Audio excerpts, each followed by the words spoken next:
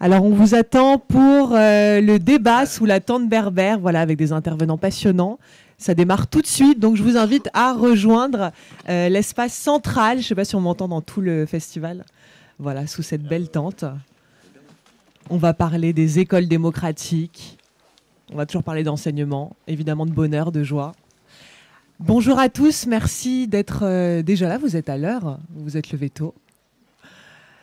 Alors aujourd'hui, eh bien, on va aborder la question des axes à privilégier dans l'éducation. On va débattre aussi sur voilà, l'idée que les écoles démocratiques aujourd'hui offrent une totale liberté aux élèves. Est-ce que mes intervenants seront favorables ou pas à ce type d'enseignement? Et on parlera de l'école à la maison, pour ou contre.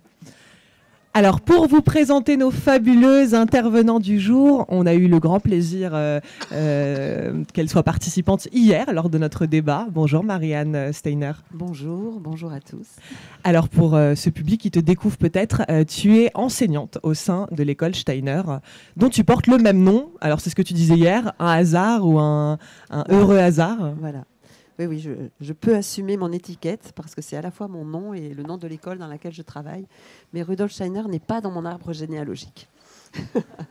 C'est un nom en fait courant en Alsace. Ça marche là? Vous entendez? Oui, ça marche. Voilà, et donc je suis dans une école Steiner depuis maintenant une vingtaine d'années. Et voilà, donc c'est un petit peu pour partager ce que j'observe au sein de cette école des enfants. Et donc je suis volontiers à écouter toutes les pensées parce que c'est comme ça qu'on avance en tressant du lien entre toutes les idées. Génial. Merci Marianne. Émile, bonjour. Bonjour tout le monde. Émile Lemaine, donc tu es professeur des écoles en maternelle et tu reviens d'un tour du monde des écoles démocratiques alternatives. Alternative, voilà, et innovante. Donc moi, à la base, j'avais fait du droit en Allemagne et aussi en France. Et puis, en fait, ça m'a pas trop plu.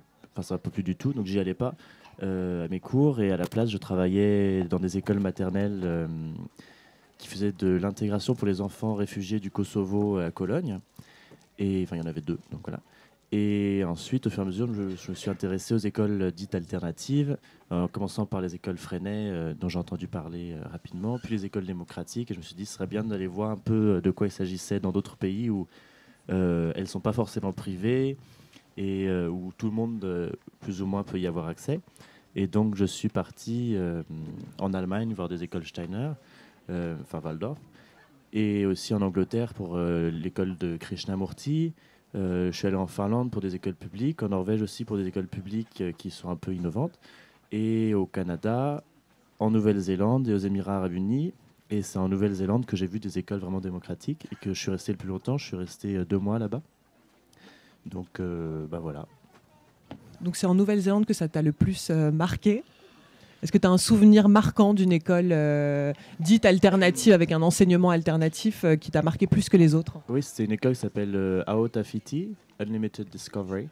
Et c'était une école publique, mais on en parlera un peu plus après, qui n'a pas le label démocratique, parce qu'eux, ils ne veulent pas avoir de label, pas faire partie d'un mouvement particulièrement pour garder leur liberté.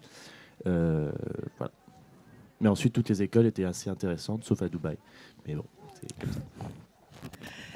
Alors notre troisième intervenant, il était présent l'année dernière, on est ravis de le retrouver. Alexandre Daval, bonjour. Bonjour. Alors tu es designer, tu travailles sur un projet, un nouveau modèle de civilisation, et là un projet récent d'une crèche intégrative, c'est ça? Voilà. Alors en fait, quand j'avais 7-8 ans, je faisais de la musique, c'était assez bouleversant, je me suis dit, oh là là, c'est trop compliqué, il y a trop d'émotions, etc. Donc ça, j'ai zappé. Après, j'ai fait un bac S parce que je ne savais pas ce que je voulais faire, et une école de commerce parce que je ne voulais pas faire école d'ingénieur. C'est les 2 alternatives que j'avais dans mes choix à 18 ans. Je me dis que maintenant, quand je vois des gens qui ont 18 ans, je me dis ils sont tellement sur d'autres planètes que franchement, j'étais un peu teubé. Et du coup, j'ai fait une école de commerce internationale, parce que j'avais la naïveté de penser que je voulais faire le tour du monde sur note de frais. Donc, voilà. Donc ça s'est pas vraiment fait comme ça.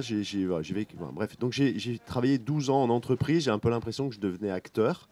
Et je bouffais beaucoup d'énergie en fait à essayer juste d'être accepté dans des structures hiérarchiques, dans des modèles très différents. Bref, à 32 ans, j'ai pris